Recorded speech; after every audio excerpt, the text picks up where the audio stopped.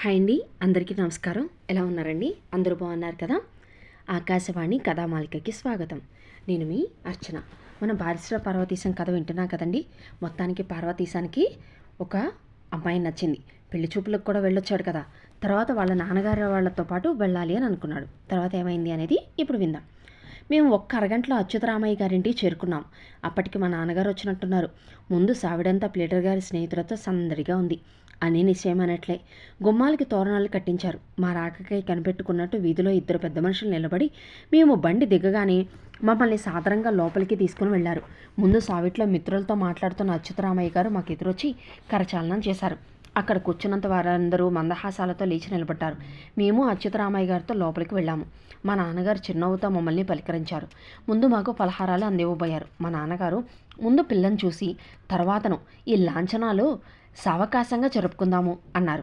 అచ్యుతరామయ్య గారు సరేనని కన్యను తీసుకొచ్చి కూర్చోపెట్టడము, నేను మళ్ళీ మంత్రముగ్ధున్నాయి గుట్లు అప్పచెప్పి ఆ పిల్లకేసి చూడడము, ఆ అమ్మాయి ఏమనుకుందో తెలియదు కానీ మందహాసంతో తను నాకేసి చూడడము, తర్వాత ఏం జరిగిందో నాకు తెలియదు. కానీ తాంబూలాలు పుచ్చుకోవడం కూడా అప్పుడేనన్నారు. మాటలేం జరిగినాయో నాకు తెలీదు. రాజు నవ్వుతూ నా వెర్రిమొహం చూస్తూ కూర్చున్నాడు. అచ్యుతరామయ్య గారు వచ్చి నా మెడకు జామాకు కప్పి నా చేతుల్లో తాంబూలం పెట్టడంతో మెలకు వచ్చి ఇదేమిటన్నట్లు తెల్లబోయి చూశాను. మా నాన్నగారు ముసిముసి నవ్వులు నవ్వుకున్నారు. ఇంతలో అచ్యుతరామయ్య గారు వారికి అమూల్యమైన జరీ చాపు కప్పి తాంబూలం అందించారు. అక్కడున్న వారంతా కరతాళ ధ్వనులు చేయకపోయినా అంత ఉత్సాహం వ్యక్తపరిచారు. పెళ్లికూతురు వైపు చూడబోతే అక్కడ నాకు పొన్నమి చంద్రుడిని కనపడ్డాడు.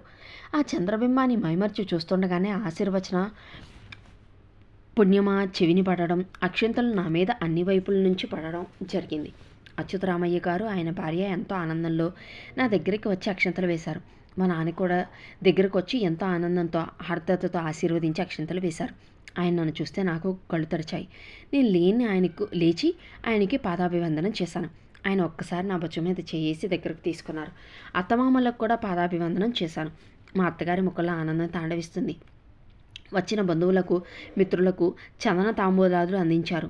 వచ్చిన వారంతా ఒక్కొక్కరి ఇంటి మొహం పట్టసాగారు. 2 నిమిషాల్లో హాలు ఖాళీ అయింది. నేను, మా నాన్నగారు, రాజు మట్టుకు మిగిలాం. అచ్యుతరామయ్య గారు లేచి మా నాన్నకు పాదాభివందనం చేసి, శాస్త్రులు గారు, నా ఆనందాన్ని వర్ణించలేకుండా ఉన్నాను. మమ్మల్ని ధన్యులను చేశారు. పెద్దలంతా ఈ కన్యాదానంతో యథార్థంగా తరిస్తారు. సందేహం లేదు. మా అమ్మాయి జాతకం చాలా మంచిదని, అది చాలా అదృష్టవంతురాలని, తాను సుఖపడి ఇతరులను సుఖపెట్టగలదని సిద్ధాంతులు చాలామంది అనేవారు. నేనది యథార్థమేనని సంతోషిస్తున్నాను. ఇదంతా తలవని తలంపుగా ఊహించలేనంత వేగంతో క్రియాసిద్ధి కావడానికి కారకుడు మా రాజు. మీ పార్వతీశం స్నేహితుడు. దైవఘటన అంటే ఏమిటో ఇంత ప్రత్యక్ష నిదర్శనం ఎక్కడా చూడలేదు. ఇంకనేమీ అనలేకుండా ఉన్నాను అన్నారు కొంచెం గాద్గిగతతో. మా నాన్నగారు ఆయన 2 చేతులు పట్టుకొని కూర్చోబెట్టి, నాకు చాలా సంతోషంగా ఉన్నదండి. నిజంగా ఇది దైవఘటనే. తమ పేరు చాలా కాలం నుంచి నాకు సుపరిచితమే.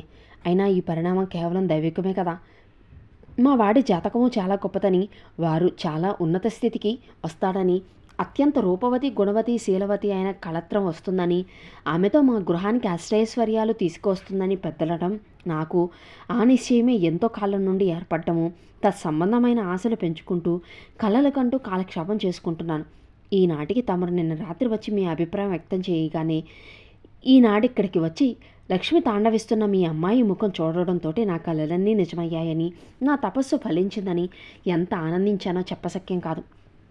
అన్నిటికంటే విశేషం మా వాడికి చిన్నపిల్లను చేసుకోవడం, రజస్వల కాని పిల్లను చేసుకోవడం సుతారాము ఇష్టం లేనట్లు నాకు తెలియపరిచాడు. ఈనాడు మీ అమ్మాయిని చూడడంతోనే వాడికి సందేహాలన్నీ అభ్యంతరాలన్నీ గాల్లో ఎగిరిపోయాయి. ఆ అమ్మాయి చూపులకు వసుడైపోయాడు. నిన్న సాయంత్రం మా వాడు ఒంటరిగా చూడడానికి వచ్చినప్పుడు ఆ అమ్మాయి పేరు కానీ, వయసు కానీ, చదువు గురించి కానీ ఏ ఒక్క ప్రశ్న వేసి ఉండడని నా ఊహ అని నాకేసి తిరిగి, ఏమిటబ్బాయి నేను అన్నది నిజమేనంటావా అన్నారు. ఈ అనుకోని ప్రశ్నకి నేను ఆనందంతో ఉక్కిరిబిక్కిరై సిగ్గుతో పెళ్లికూతురులా తల వంచుకొని ఏ మాట చెప్పలేకపోయాను. నా బదులు నాకు కాబోయే మామగారే తమ ఊహంతా సరైందేనన్నారు మందహాసం చేస్తూ. నేను ఈ సంభాషణ ధోరణికి కొంచెం ఇబ్బంది పడుతూ, ఇది మార్పించవలనే ఉద్దేశంతో మా అమ్మ రాకపోవడం ఏమీ బాగుంది కాదు, నాకెంతో వెలితిగాను ఇబ్బందిగాను ఉన్నది అన్నాను. మా నాన్న నా కేసు చూస్తూ, ఓరి వెర్రివాడా, మీ అమ్మను శ్రమ పట్టడం ఎందుకు? 2-3 రోజుల్లో మీకు కాబోయే మామగారు, అత్తగారు తమ కుమార్తెతో సహా ఇతర బంధుమిత్రులతో సహా మన మన ఇంటికి వచ్చి అక్కడ కూడా వారు తాంబూలాలు ఇస్తారు. అప్పటికి కానీ మీ అమ్మకు తృప్తిగా ఉండదని ఈ ఏర్పాటు చేశాను. నీకు సంతోషమే కదా అన్నారు. నా ఆనందానికి మేరలేదు. మా నాన్నగారు లేచి, బావగారు ఇంకా నాకు సెలవిప్పచ్చండి, నేను వెంటనే బయలుదేరకపోతే రాత్రికి ఇల్లు చేరుకోవడం కష్టమవుతుంది అన్నారు. అచ్యుతరామయ్య గారు, తమరింత తొందరపడవలసిన పని లేదు. మా రూపాద ప్రక్షాళనాధికములు ముగించుకొని ఫలహారం తీసుకొని వెళుతురు గాని మిమ్మల్ని ఇక్కడికి తీసుకువచ్చిన మోటారు కారు మళ్ళీ తీసుకువెళ్ళి క్షణంలో మీ ఇంటి దగ్గర మిమ్మల్ని దిగిపిడిచి వస్తుంది అన్నారు. మా నాన్నగారు నవ్వుతూ, అయితే ఇంకనే సంబంధం అనుకున్న క్షణం నుంచి మీరు మాకు వాహనయోగం పట్టిస్తున్నారన్నమాట. అయితే అస్తమానం మేము కారు ఎక్కి దిగడము, మా కారు కోతలతో అందరినీ హడలు కొట్టడం తప్పదన్నమాట అన్నారు. అందరం విరగబడి నవ్వాము. మా నాన్న ఇంత చమత్కారంగా మాట్లాడతారని నేను ఎన్నడూ ఎరుగను. త్వరలో ఫలహారాలు ముగించుకొని మా నాన్న బయలుదేరుతూ, నాయన నువ్వు వస్తున్నావా లేక ఇంకో పూట ఆగి మరో మాట పెళ్లి కూతురిని చూసి వయస్సు వగేరాలు కనుక్కొని మరి వస్తావా అన్నారు నవ్వుతూ. నేనేమీ సమాధానం చెప్పలేక పొంగి పొరలు వచ్చే ఆనందాన్ని ఆపుకోలేక తల వంచుకొని నిలబడ్డాను. మా నాన్నగారు నా అభిప్రాయం గ్రహించి, సరే నీ ఇష్టం, నీ వీలు చూసుకొని పెళ్లివారితో కాకుండా 2 పూటల ముందుగా రా, కావలిస్తే వారు పురమాయించి వెళ్ళేటప్పుడు వారితో కూడా పెళ్లి కూతురిని దిగబెట్టి రావచ్చు అంటూ అచ్యుతరామయ్య గారు వెటకారంగా గబగబా వాకిట్లో ఉన్న కారులో కూర్చున్నారు. వెంటనే బయలుదేరి వెళ్ళిపోయింది. మా నాన్నగారు వెళ్ళగానే నేను, రాజు అచ్యుతరామయ్య గారి దగ్గర సెలవు తీసుకుని వెళ్ళిపోయాము. ఇంటికి వెళ్ళబుద్ధి కాలేదు. ఏ పని లేకుండా, ఏ ఉద్దేశం లేకుండా, అట్టే సంభాషణ కూడా లేకుండా వీధులన్నీ బలాదూరు తిరిగి ఏటి వద్దకు చేరుకున్నాం. మామూలు చోటనే చతికిలి పట్టాము. కొన్ని నిమిషాలు మౌనం అయిన తర్వాత, నీకు ఈ ఆలోచన ఎందుకు తోచింది రాజు అన్నాను. ఎందుకంటే ఏం చెప్పను, ప్రత్యేక కారణం ఏమీ లేదు. నీవిలా చిన్నపిల్లని చేసుకుంటావా అనే సందేహం నాలో కలగకపోలేదు.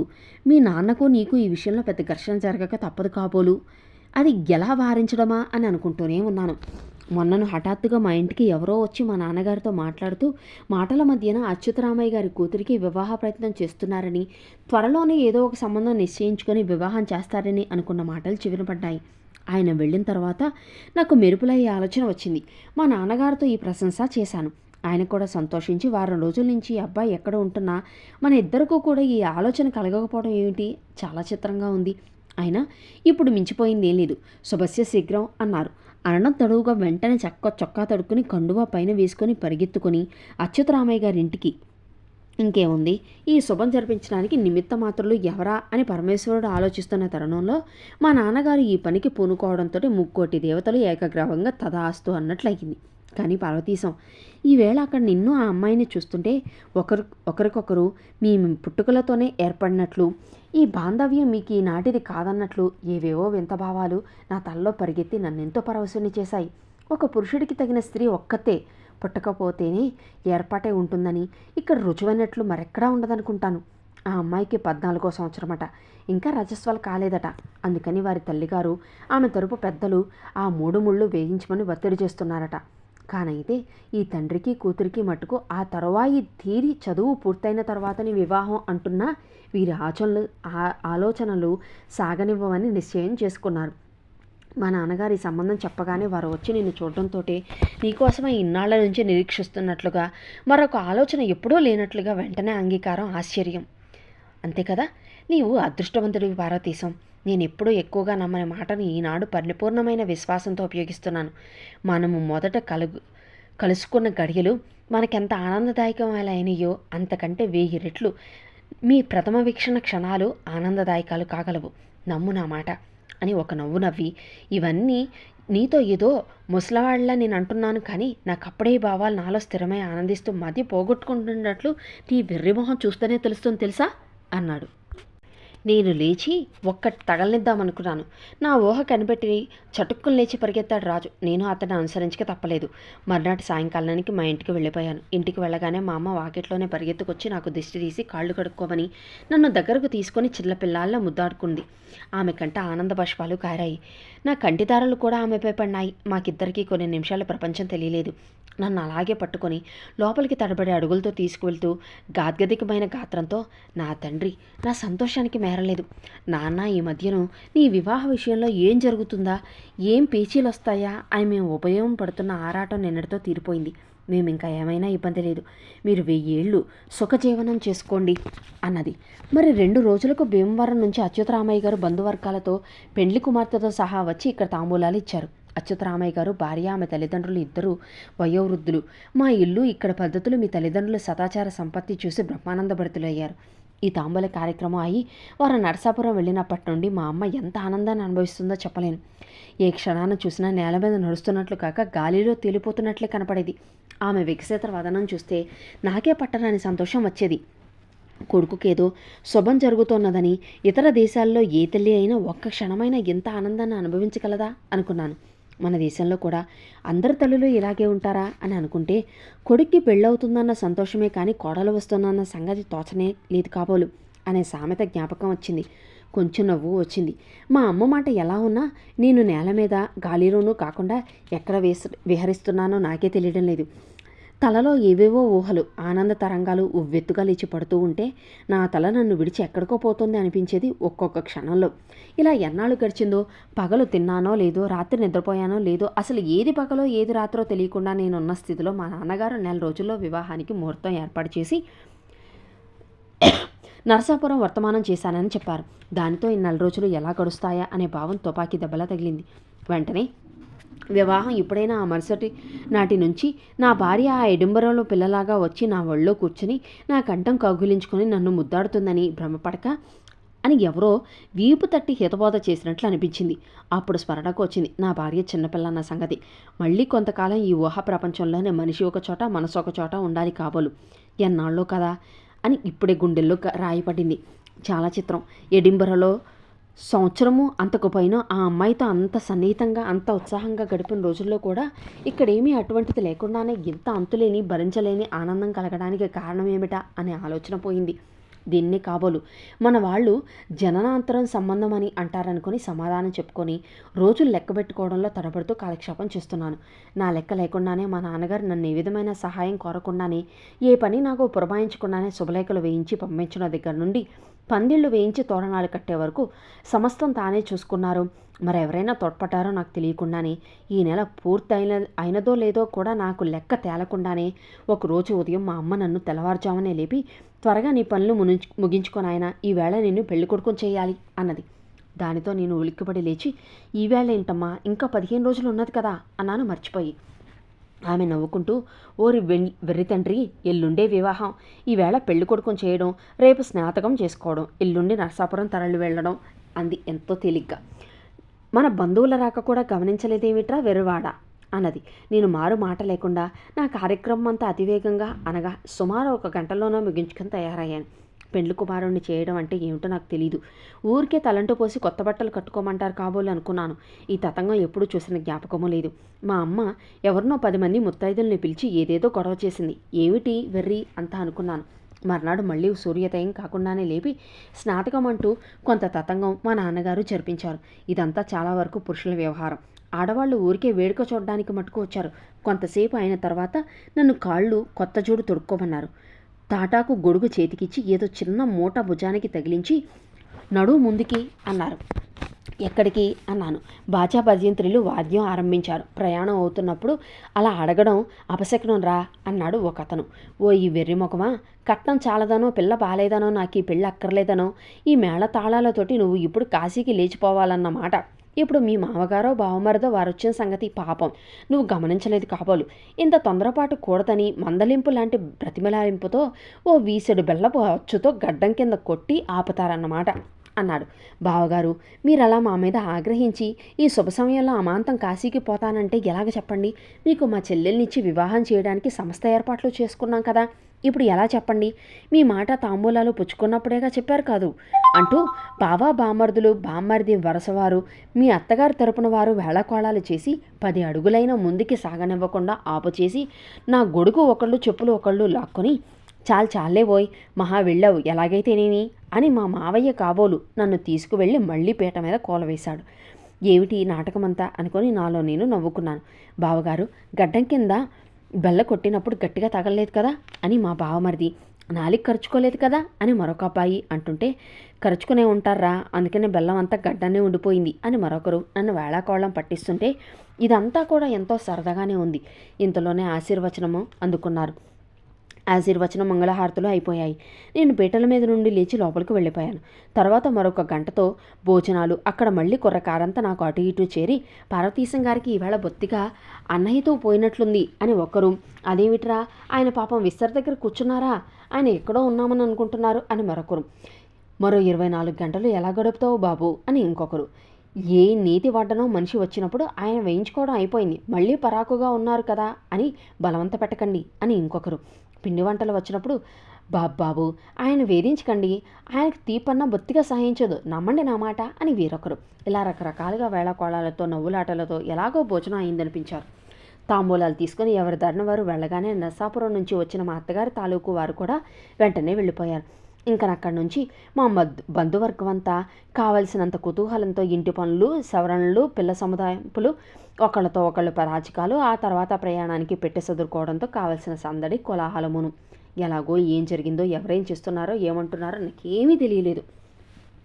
నేను ఇంకా తెల్లవారిన తరువాయి కాబోలు ప్రయాణం అనుకుని ఇంట్లో ఈ కోలాహలంతో కూర్చోలేక ఒకరిద్దరు బంధువుల కుర్రాళ్ళను తోడు తీసుకుని అంతా అలా మా పొలాల వైపు కౌర్లు చెప్పుకుంటూ వెళ్ళిపోయాం. మేము ఇంటికి వచ్చేటప్పటికి బాగా చీకటి పడింది. మా అమ్మ వాళ్ళు నేను ఎక్కడికి వెళ్ళానో ఇంకా రాలేదేమిటని కంగారు పడుతున్నారు. మా వీధి అంతా 2 ఎడ్ల బళ్లతో నిండిపోయింది. కొన్ని బళ్లలో అప్పుడే సామాను ఎక్కించారు. యువ దంపతులు కొందరు ఒక్కొక్కళ్ళు ఒక్కొక్క బండిని చొప్పున కేటాయించుకొని ఆ బళ్లలో పరుపులు కూడా పరుచుకొని సిద్ధం చేసుకున్నారు. వృద్ధులు కొందరు ఈ స్వారస్యం గ్రహించలేకనో లేక మర్చిపోయారు. ఇలా అయితే ఎలాగర్రా, ఈ లెక్కన మనకు 100 బళ్ళైనా చాలవుగా. సిగ్గు బిడియాలు లేక పరుపులు కూడా పరుచుకున్నారు. ఇవి బళ్ళనుకున్నారా, గర్భధానపు గదులనుకున్నారా, వేషాలా అని అంటూ వీధంతా మారుమోగేట్లు కేకలేయడం మొదలుపెట్టారు. ఈ గందరగోళంలో నేను నాతో వచ్చిన కుర్రాళ్ళు ఇంటికి చేరుకున్నాం. వీధి చివరికి మాకు ఈ కేకలు వినపడ్డాయి. నేను వర్తమానం అంతా మర్చిపోయి, ఏమిట్రా ఈ బళ్ళేమిటి వీధిలో నుంచి నరసాపురం దాకా వినపడేట్లు, ఈ గర్భధానపు గొడవ ఏమిటి అన్నాను. అదేమిట్లా అలా అడుగుతావేంటి, ఇంకో అరగంటలోనో గంటలోనో మనం భీమవరానికి బయలుదేరాలి కదా అన్నాడు ఒక కుర్రాడు. అప్పటికి కానీ నాకు తెలియవచ్చి, ఇప్పుడేనా బయలుదేరాడాము అని కంగారుగా ఇంట్లోకి దౌడు తీశాను. మా అమ్మ నన్ను చూడటంతోనే పరిగెత్తుకొచ్చి, ఏవరా నాయనా ఎక్కడికి వెళ్ళావు, ఇంత ఆలస్యం చేశావు, అందరి భోజనాలు అయిపోయాయి, బళ్ళు ఎక్కడానికి సిద్ధంగా ఉన్నారు, త్వరగా కాళ్ళు కడుక్కో, నువ్వు కూడా 2 మెతుకులు నోట్లో వేసుకున్నా అన్న ఆమె వాక్యం పూర్తి కాకుండానే హడావిడిగా దొడ్లోకి వెళ్ళి కాళ్ళు చేతులు కడుక్కొని వచ్చేటప్పటికి నాకు కంచంలో భోజనం సిద్ధంగా అమర్చారు. నాకేదో ఉత్సాహం, ఉద్రేకం, అన్నం తినబుద్ధి కాలేదు. వడ్డించిన పిండి వంటలు సహా ఏదీ హితవుగా లోపలికి పోలేదు. మా అమ్మ అన్నట్లుగా ఎలాగో 2 మెతుకులు మూతికి అండించుకొని లేచి బయటపడ్డాను. ఇంతట్లోకే ఎవరో పాలకి బోయిలు వచ్చారా అని కేకలేస్తున్నారు. నా గుండె ఆగిపోయింది. ఇదెక్కడ గొడవ వచ్చి పడింది, ఇప్పుడు ఇన్నేళ్లు వచ్చి పలకీలో కూర్చొని భీమవరం దాకా ఊరేగుతారనుకున్నారు కాబోలు అని అర్ధోక్తిలో అంటూ మా అమ్మ దగ్గరికి పరిగెత్తాను. అమ్మా అని ఆ ఉద్రేకంలో కొంచెం గట్టిగా కేకేసేసరికి, ఏ నాయనా అంటూ ఏ పని మీదనో ఉన్న మనిషి కంగారుగా పరిగెత్తుకుంటూ వచ్చింది. ఏంటమ్మా వాళ్ళు ఎవరో పల్లకి గిల్లకి అంటున్నారేంటి అన్నాను కొంచెం కోపంగా. అదేమిట్రా వెర్రిమొహమా, పెళ్ళికి పల్లకి లేకపోతే ఎలాగురా, పెళ్లి వాళ్ళంతా బళ్ళలో వస్తారు, పెళ్లి కొడుకు పలకీలో వెళ్ళాలమ్మా, ఇన్నేళ్ళు వచ్చినా ఇంకా అంత అమాయకత్వం ఏమిట్రా, ఎవళ్ళైనా వింటే నవ్విపోతారు కూడాను అంటూ మా అమ్మ పరిగెత్తికెళ్ళి నాకు ఒక కొత్త పంచె, కొత్త చొక్కా నాకు తెలియకుండా ఎప్పుడు కుట్టించారో, ఒక ముక్కోమలు కోటు, ఒక పెద్ద జరీకండువా, చుట్టూ చెవికి కుట్టిన ముఖమల టోపీ ఒక వెండి పళ్ళెంలో పెట్టి తీసుకుని వచ్చి, నాయన కట్టుకున్న బట్టలు విడిచేసి ఈ బట్టలు కట్టుకో అన్నది ముసిముసి నవ్వులు నవ్వుతూ. నాకు కాళ్ళలో దడపుట్టుకొచ్చింది. అక్కడే చతికిలు పడతానేమో అని భయం కూడా వేసింది. ఎందుకైనా మంచిదని అంత పని జరగకుండా అక్కడున్న బల్ల మీద చతికిలు పడ్డాను. మా అమ్మ కొంచెం కంగారు పడి, ఏ నాయనా ఒంట్లో బాలేదా అంది. ఒంట్లో బాగానే ఉందమ్మా, నిక్షేపంగా ఉంది. ఎటొచ్చి ఈ నాటకం దుస్తులు చూడగానే కొంచెం కళ్ళు బైర్లు కమ్మి దడొచ్చి ఇలా కొప్పలా కూలబడ్డాను. ఈ కోటు టోపీ ఏ కమ్మవారింట్లోనో రాజువారింట్లోనో ఎరువు తెప్పించావా, లేక మన సొంతమైన, కొంపదీసి మా తాతగారో మీ తాతగారో పెళ్ళినాడు ధరించిన అమూల్య వస్త్రములు కాదు కదా. ఈ శుభకార్యం అయిన తరువాత ఇవి నా మనవడికి మునవడికి జాగ్రత్త పెట్టవలసిన బాధ్యత నీదేను సుమా అన్నాను. మా అమ్మ విరగబడి నవ్వింది. ఆమె అలా నవ్వడం ఎప్పుడూ చూడలేదు. ఒక క్షణం మళ్ళీ సర్దుకొని, ఇది నీకోసమే, మీ నాన్నను కూడా చెప్పకుండా నేను కుట్టించానురా, అప్పుడే నీతోటి చెబితే ముందే నువ్వు దెబ్బలాడతావని నేను పోపుల పెట్టెలోనూ ఒత్తుల పెట్టెలోనూ అప్పుడప్పుడు దాచుకున్న డబ్బు ఖర్చు పెట్టి ఇవి తొడుక్కుంటే నువ్వు ఎంత బాగుంటావో అని ఊహించుకుంటూ మురిసిపోతూ రోజుకో మాట వీటిని చూస్తూ ఎంత భద్రంగా ఈ 4 రోజుల నుంచి నీ కంటపడకుండా దాచిపెట్టానో అన్నది. చాలా సంతోషం అమ్మా, నా మీద నీకు ఇంత అభిమానమో ముద్దో నాకు తెలుసు. ఒక్క మాట చెబుతాను, ఏమీ అనుకోకు, ఈ కోటు టోపీ మన వాళ్ళు ఎవళ్ళు తొడుక్కోరమ్మా. ఈ మాట ఎప్పుడైనా నేను నాటకంలో రాజవేషం వేస్తే అప్పుడు తొడుక్కుంటానులే, ఈ లోపల మన గ్రామస్తులు ఎవరింటినైనా వివాహం జరిగితే ఈ పెళ్లి కొడుకు ఒక మాట ఎరువు ఇస్తూ ఉండు, వాళ్ళు చాలా సంతోషిస్తారు, ఇవి సద్వినియోగం అయినట్టు ఉంటుంది అన్నాను. మా అమ్మ నిశ్చేష్టురాలయ్యింది. పనిలో పని. ఇంకొక మాట కూడా చెబుతాను, నువ్వు కోప్పడకూడదు. నేను పల్లకీలో ప్రయాణం చెయ్యను, ఎవరేమనుకున్నా సరే అన్నాను ఖచ్చితంగా. ఇందాక నాకు వచ్చినంత దడ వణుకు ఇప్పుడు మా అమ్మకు వచ్చి నా పక్కన కుప్పకూలబడింది. కళ్ళ నీళ్లు వచ్చాయి ఆమెకు. ఇదేమిట్రా నాయన, శుభం పలకరా మంకెన్నా అన్న సామెతలో లాగా ఈ అమంగళాలేమిట్రా, పెళ్ళికి పల్లకీలో కాకపోతే మరెక్కడ కూర్చుంటారా? నీకు తెలియదు నాయన, అలాంటి మాటలు అనకు. ఎవళ్ళైనా వింటే నవ్విపోగలరు కూడాను. ఇదేం తప్పు పనా, ఎవళ్ళు చేయని పనా? పల్లకి వద్దంటావింట్రా వెర్రివాడా. మీ నాన్న వింటే ఇప్పుడు పెద్ద గందరగోళం లేవతీస్తారాయన. పెళ్లి వాళ్ళందరూ తలో మాట అని నిన్ను వేళకోళం పట్టిస్తారు. ఏమైనా సరే పళ్ళకి మట్టు తప్పదు సుమా అంటూ నా భుజం మీద చేయేసి నన్ను దగ్గరకు తీసుకొని 2 చేతుల్లోనూ నా బొగ్గలు నిమిరి తన కణతలకు నొక్కుకొని వేయి విళ్ళు వేచుకొని, నాయన ఇలాంటప్పుడు నువ్వేమీ పట్టుబట్టకు, బాగుండదు అన్నది రుద్ద కంఠంతో, బాష్ప నయనాలతో. నేను ఏమనాలో నాకు తోచలేదు. అమ్మా, నువ్వు ఎన్ని అన్నా సరే, ఏం చెప్పినా సరే పడతాను, వింటాను, కానీ ఆ కోటు టోపీ మాత్రం నేను వేసుకోను, పల్లకీలో కూర్చోను. మన సరదాగా బడ్డీలోనే వెళ్దాము అన్నాను గంభీరంగా, నా మాటకు తిరుగుండకూడదన్నట్లు. మారు మాటలు లేకుండా ఆవిడ వణుకుతూ తూలుతూ లోపలికి వెళ్ళింది. మా నాన్నతో చెప్పింది కాబోలు. ఉత్తర క్షణంలో ఆయన దగ్గరికి వచ్చారు. రాగానే ఆ బట్టల మీద పడ్డవి కళ్ళు. ఇదేమిట్రా, ఎవరిచ్చారు అన్నారు. సరదాగా నా పెళ్ళికి కానుకగా మా అమ్మ ఇచ్చిన మాతృభిక్ష అన్నాను నవ్వుతూ. ఆయన నవ్వుకొని ఆ కోటు టోపీ తీసేసి మిగతావి నన్ను కట్టుకోమన్నారు. ఇంకనూ పల్లకీ మాట ఏమిటా అంటుందేమిటి మీ అమ్మ అన్నారు. మరేం లేదు, పల్లకీలో కూర్చొని భీమవరం వరకు నన్ను మనుషులు మోసుకుంటూ వెళ్తుంటే నేను సాయించలేదు. ఇంకొకళ్ళు ఎవరైనా అలా వెళ్తూ ఉంటే ఆ దృశ్యం కూడా నేను చూడలేను అన్నాను. వివాహంలో జరిపి ఈ మర్యాదలన్నీ పూర్వపు రాజలాంఛనాలు నాయన అన్నారు మా నాన్న. కావచ్చు నాన్న, ఆ రాజ్యాలు రాజులు అన్నీ పోయినప్పుడు మనకి లాంఛనాలు ఎందుకు చెప్పండి అన్నాను. మరైతే అక్కడ ఊరేగింపు కూడా అంగీకరించవా అన్నారు. అసలు ఊరేగింపు ఎందుకంటున్నాను, అనవసరం కదా. అది మానేస్తే ఈ పలకీ సమస్య ఉండదు. ఈ ఊరేగింపే లేనందువల్ల వచ్చిన నష్టం ఎవరికీ ఉండదు. ఇది చాలా హాస్యాస్పదంగా కూడా ఉంటుంది. ఇదేమీ శాస్త్రంలో చెప్పబడ్డది ధర్మ విరుద్ధమైంది కాదు కదా. అందుకని మనం ఇది మానినంత మాత్రాన ఎవ్వరూ మనల్ని తప్పు పట్టబోరు. తప్పు పట్టినా దాన్ని మనమే పట్టించుకోనక్కర్లేదు అన్నాను. మా నాన్న ఏమీ మాట్లాడకుండా 5 నిమిషాలు అటు ఇటు చప్పచాలు చేసి సరే నీ ఇష్టం అన్నారు. బ్రతుకు జీవుడా అనుకొని ఒక పెద్ద నిట్టూర్పు విడిచాను. మా నాన్న వెళ్ళి ఉన్న వాటిలో మంచి బండి వెతికి అందులోనూ మా అమ్మ మరో 2 కూర్చోవడానికి వీలుగా బాగా గడ్డి వేసి దానిపైన పరుపు దుప్పటి వేయించి బండి కుమ్మం దగ్గరికి తెప్పించారు. ఈ లోపల ఇందాక నేను వచ్చేటప్పటికి బయలుదేరబోతున్న దంపతుల బండ్లు ఏమయ్యాయో చూద్దామని అన్ని బళ్ళు పరకాయించి చూశాను. 10-15 బళ్ళు అప్పటికే ముందుకి సాగాయి. ఆ బళ్లలో 5 దంపతులు కూర్చున్నారని బళ్ళవాళ్ళు కూడా ఉత్సాహంతో వాళ్లతో సహకరించి ఎవరితోటి చెప్పకుండా ఆ బళ్ళు తోలుకుని పోయారని విన్నాను.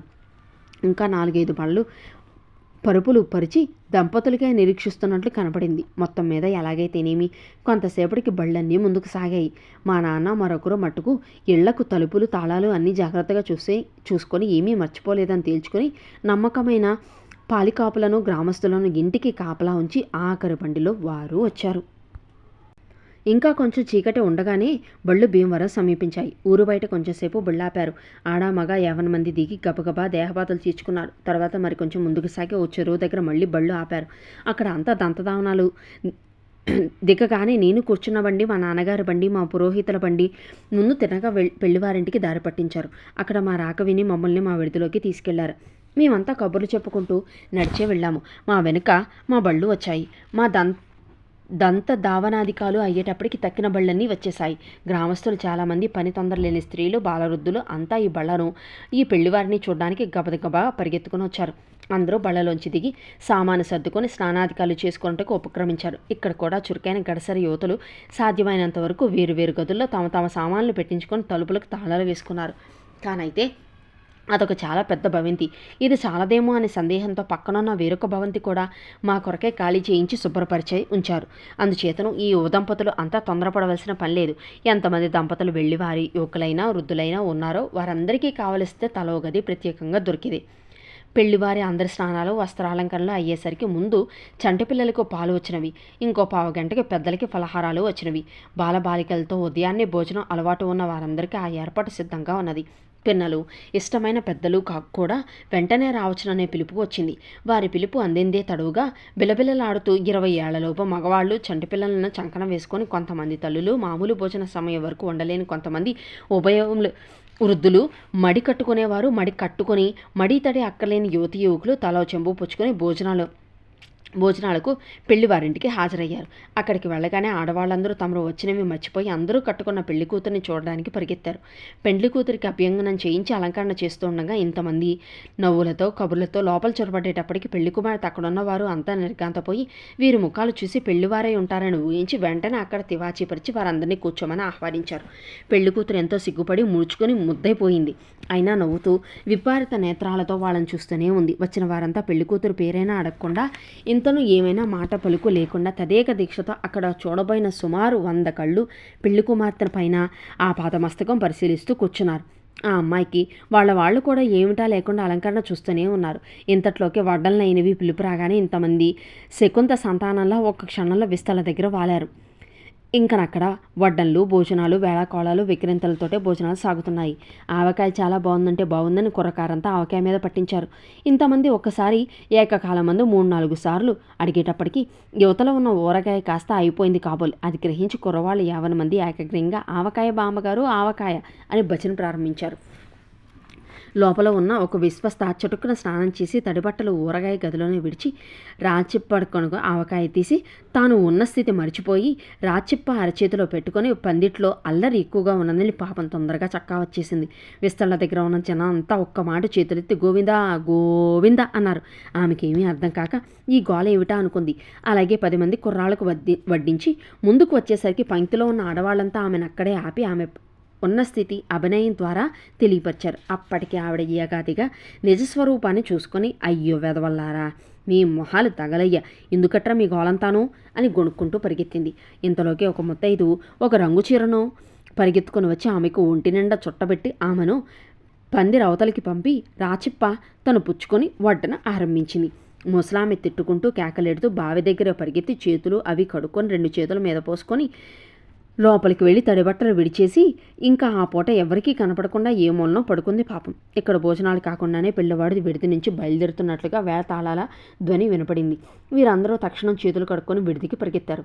అక్కడ పెళ్లివారు బయలుదేరి అక్కడే యువతలకు వచ్చారు. ఆడపెళ్లివారు వీరి వెనుకనే ఎదురు సన్నాహం కోసం వారికి ఎదురై వారిని ఆపి అక్కడ జరగవలసిన లాంఛనాలన్నీ జరిపి తమతో మగపెళ్లి వారిని తీసుకుని వెళ్లారు. పెళ్లి పందిరి ఎంతో ముచ్చటగా కన్నుల పండుగగా అలంకరించారు. పందిరి అంతా జనంతో కిటకిటలాడుతుంది. నౌకరులు అక్కడక్కడ నిలబడి వింజామరలు వేస్తున్నారు. వేద ఘోషతో పందిరి మారుమవుతోంది. ఇక్కడ విఘ్నేశ్వర పూజ వగైరా ముగించి పురోహితుడు మరికొందరు బ్రాహ్మణులు వరుణు కోసం ఎంతో ఆతురతతో గౌరీ పూజ చేసుకుంటున్న పెండ్లి కుమార్తె వద్దకు వెళ్ళి అక్కడనే వారి రాక కోసం వేచి ఉన్న తల్లిదండ్రులకు తదితర పెద్దలకి ఒక అద్భుతమైన పెళ్లి కొడుకు పెళ్లి కుమార్తెకు వచ్చే వరుడు పెండ్లి పండింట్లో వేచి ఉన్నాడని, అతని కులగోత్రాదులు ప్రవరా ఫలానా అని చెప్పి కన్యగోత్ర ప్రవరలు వారి పురోహితుని వల్ల విని కన్యనిస్తామని వారిచే అనిపించుకొని తిరిగి పందిట్లోకి వచ్చేశారు. భజంత్రీలు వాద్యాలు వాయిస్తున్నారు. 2 నిమిషాల్లో సర్వాలంకార భూషితమైన పెండ్లి కుమార్తెను బియ్యపు గంపలో కూర్చోబెట్టి పిల్ల మేనమామ చక్కా ఎత్తుకువచ్చాడు. ఈ పెండ్లి కుమార్తె వెంటనే పెండ్లి కుమారుని కంటపడి అతను మది పోగొడుతుందేమోనన్న భయంతో అతని ముఖానికి అడ్డుతెర పట్టుకున్నారు. పెండ్లి కుమార్తెను గంపతో సహా అక్కడ కూర్చోబెట్టారు. సభాసభులంతా అక్షింతలు జల్లారు. మరి పార్వతీశం పెళ్లి కుమార్తెని చూశాడా? తర్వాత పెళ్లి తంతు తర్వాయి భాగంలో విందాం. అంతవరకు తెలుసు కదండి. కథ కనుక నచ్చినట్లయితే లైక్ చేయండి. ఇలాంటి మరిన్ని కథల కోసం ఛానల్ని సబ్స్క్రైబ్ చేసుకొని మీకు బాగా నచ్చిన వాళ్ళకి కథని షేర్ చేయండి. ఉంటానండి.